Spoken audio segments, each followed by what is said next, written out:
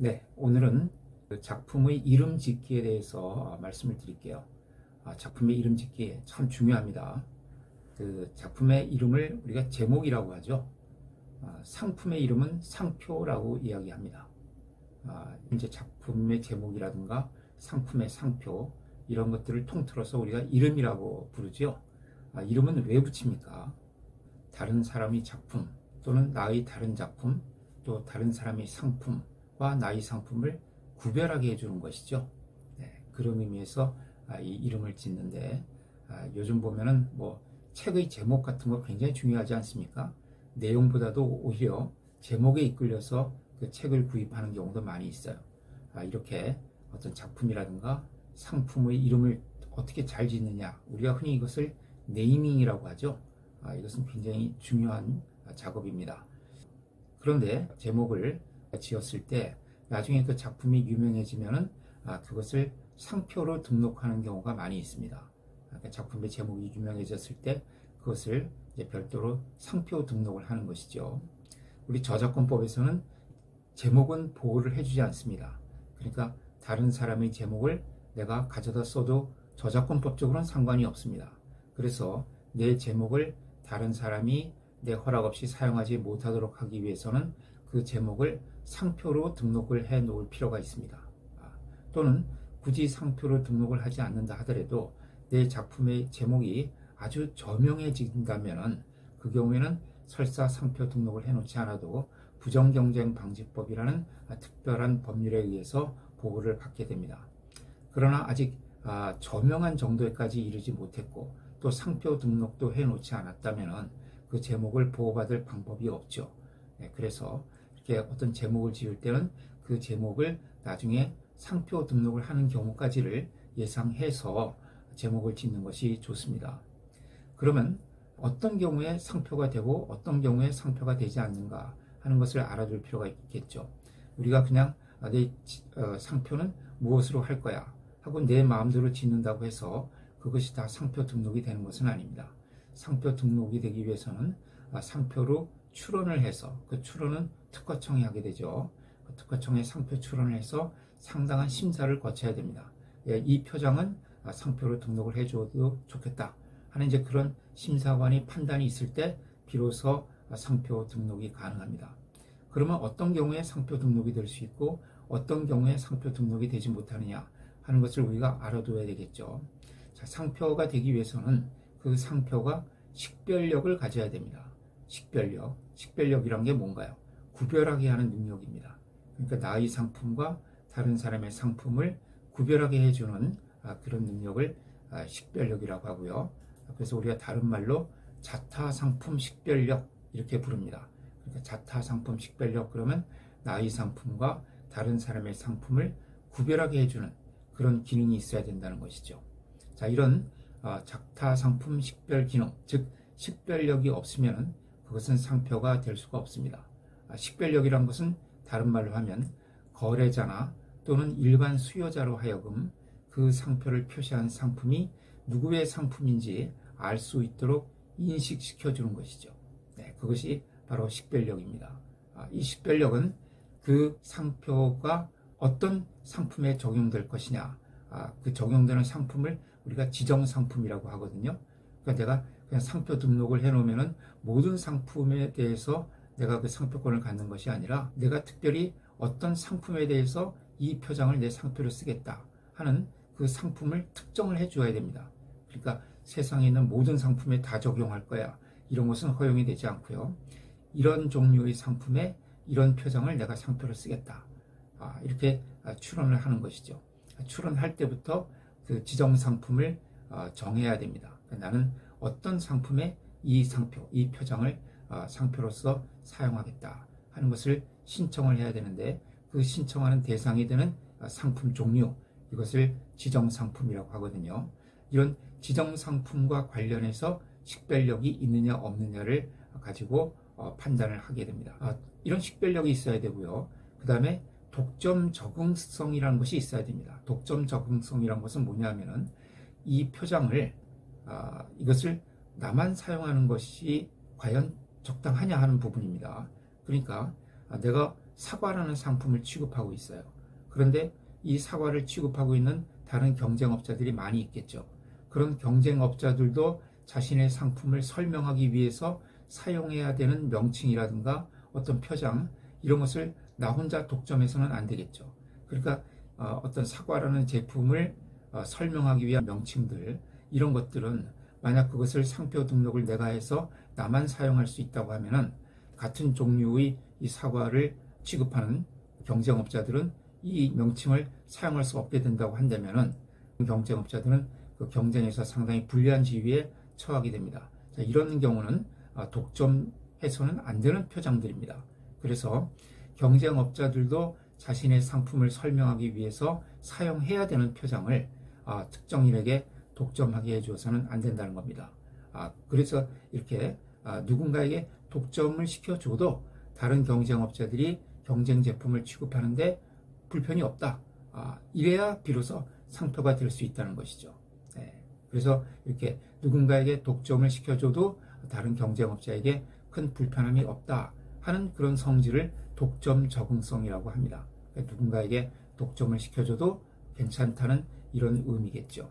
네. 그래서 자, 이런 식별력과 독점 적응성, 이 두 가지가 상표의 가장 중요한 성립 요건이라고 볼 수가 있는데요. 그래서 우리 상표법 제33조에서 이런 식별력 또는 독점 적응성이 없는 그런 표장들을 쭉 나열을 하고 있습니다. 그 나열하고 있는 것들을 이제 하나하나 살펴볼 텐데요. 첫째로는 그 보통 명칭입니다. 보통 명칭은 그 지정 상품, 사과면 사과, 뭐 컴퓨터면 컴퓨터, 이것을 보통으로 지칭하는 명칭, 흔히 우리가 보통 명사라고 하죠. 근데 반드시 보통 명사는 아닙니다. 보통 명사는 사전에 찾아보면 이제 나오는 것들이 주로 보통 명사인데, 꼭 뭐 사전에는 나오지 않는다 하더라도 우리가 어떤 그 종류의 상품을 보통으로 지칭하는 명칭, 이것을 우리가 보통 명칭이라고 하는데요. 예를 들어서 콘칩, 이게 옥수수 분말가루로 만들어진 칩 형태의 그 과자를 말하죠. 저희 어렸을 때 아주 유행했던 그런 과자인데요. 요새는 콘칩이라는 명칭보다는 콘스낵이라는 명칭이 더 많이 쓰이고 있는 것 같아요. 그런 그 옥수수 분말가루로 만들어진 튀김 형태의 얇은 그런 스낵 과자를 우리가 보통 콘칩이라고 지칭을 하죠. 바로 이것이 보통 명칭입니다. 이런 명칭은 상표가 될 수가 없는 거죠. 그래서 내가 이 콘칩 형태의 스낵 과자를 개발을 해서 그 제품의 명칭을 콘칩으로 하겠다. 그러니까 콘칩을 내 제품이 상표로 출원하게 되면 어떻게 되나요? 상표가 받아들여지지 않습니다. 그런 상표는 거절되죠. 상표 등록이 안 됩니다. 콘스낵 같은 것도 마찬가지고요. 호두 과자 같은 것도 마찬가지입니다. 이런 것도 보통 명칭이기 때문에 이것은 상표가 될 수가 없습니다. 근데 보통 명칭이냐 아니냐 하는 것은 지정 상품과 관련해서 판단을 합니다. 지정 상품과 관련해서 판단을 한다. 그러니까 예를 들어서 사과라는 명칭, 사과라는 명칭은 사과라는 제품에 대해서는 보통 명칭이죠. 그러나 컴퓨터라는 제품에 대해서는 사과는 보통 명칭이 아니죠. 그래서 내가 사과표 사과, 내가 취급하는 사과의 상품을 사과라고 하겠다.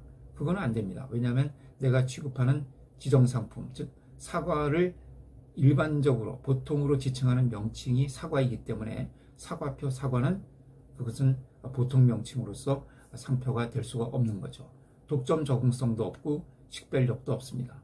그러나 사과표 컴퓨터, 이건 되죠. 컴퓨터가 지정상품이라 그러면은 사과는 컴퓨터를 보통으로 지칭하는 명칭이 아니죠. 그렇기 때문에 사과표 컴퓨터는 됩니다. 그러나 사과표 사과는 안 된다는 거죠.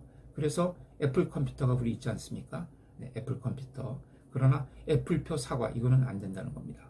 애플표 사과는 안 되지만 애플 컴퓨터는 된다. 이렇게 보통 명칭이냐 아니냐 하는 것은 지정상품과 관련해서 판단을 하게 됩니다.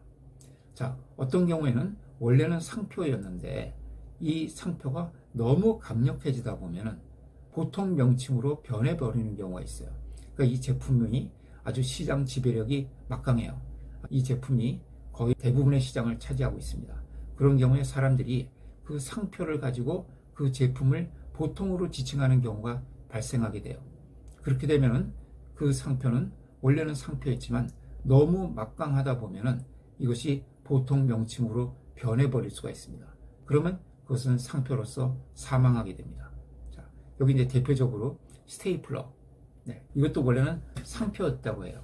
상표였는데 시장에서 이 제품이 막강한 지위를 차지하고 시장을 지배하다 보니까 이 제품의 상표가 보통 명칭으로 그냥 인식되어 버린 것이죠. 이렇게 되면은 이 상표는 상표로서 죽어버리게 됩니다. 스카치 테이프도 마찬가지예요. 이 스카치 테이프 이것도 원래는 상표였다고 해요.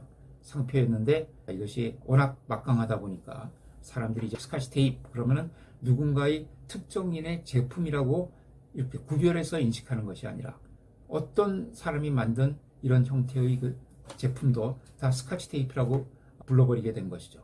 그러면은 이것은 누군가의 특정 제품으로서 다른 사람이 그 만든 이런 제품과 구별하게 해주는 그런 명칭이 아니라 이와 같은 종류의 제품을 보통으로 지칭하는 명칭으로 바뀌어버린다는 것이죠. 그렇게 되면은 이것은 상표로서의 기능을 상실하고 그 다음부터는 이제 보통 명칭이 되어서 상표가 죽어버리게 됩니다. 이렇게 이제 죽어버린 상표로서 뭐 아스피린이라는 것도 있고요. 나일론도 원래는 상표였다고 해요. 그러나 이제 이것이 보통 명칭화해서 상표로서 죽었고요. 셀로판이라는 투명 종이죠. 네, 셀로판도 그렇고요. 지프, 자동차 상표였죠. 자동차 상표였는데 워낙 이제 이것이 유명해지다 보니까 이제는 그 박스 형태의 자동차를 지칭하는 일종의 보통 명사로 바뀌어버리게 됐습니다. 이렇게 되면 이제 상표로서 사망을 하는 것이죠. 네. 그래서 자기의 상표가 워낙 막강해지면은 관리에 들어가야 됩니다. 이것이 보통 명칭으로 바뀌어버리지 않도록 이제 관리에 들어가야 되는데 대표적인 사례로 제록스라는 것을 들 수가 있어요. 우리나라에서는 후지 제록스라고 여러분들 많이 알고 계실 거예요. 복사기 업체죠. 후지하고 제록스는 다른 회사입니다. 그런데 우리나라에서는 이제 그 후지와 제록스가 합작회사 형태로서 경영을 하고 있기 때문에 후지 제록스라고 부르고 있는데요. 이 제록스는 이제 복사기의 정말 대명사였습니다. 1990년대까지만 해도 우리가 복사한다는 말보다는 제록스 한다는 말을 많이 썼습니다. 학교에 가면 복사실 있지 않습니까? 그러면 다 복사실이 아니라 제록스실이라고 되어 있었고요. 복사기계라는 말보다는 제록스 기계라고 다들 불렀습니다. 그 복사기가 어느 회사에서 나왔든 이 제록스 기계가 워낙 이제 시장을 많이 지배를 하다 보니까 사람들이 다른 회사에서 나온 복사기계도 전부 제록스 기계라고 불렀어요. 복사용지라는 말도 안 썼습니다. 복사용지라는 말 대신에 제록스 용지라고 썼죠. 네. 이렇게 제록스가 정말 자꾸 이제 보통 명사화 되어 간 거예요. 그래서 그 당시에 이 제록스라는 회사에서 대대적으로 신문 광고를 시작을 했습니다. 제록스는 등록 상표입니다 하는 것을 계속 신문에 큰 광고로 내보냈던 거죠. 그리고 대학마다 다니면서 제록스실이라고 되어 있는 그런 이제 팻말 같은 걸 전부 카피룸 이런 식으로 복사실 이런 식으로 바꿔주고요. 이런 그 캠페인을 한동안 벌려서 제록스는 간신히 보통 명사화 되는 것이 이제 정지가 되고 상표로서 살아남은 경우라고 볼 수가 있습니다. 이렇게 어떤 상표가 너무 유명해지다 보면 이것이 상표로서 사망하는 경우가 생길 수 있다. 그래서 그런 경우에 이 상표 관리가 중요하다 하는 점을 알아두실 필요가 있습니다.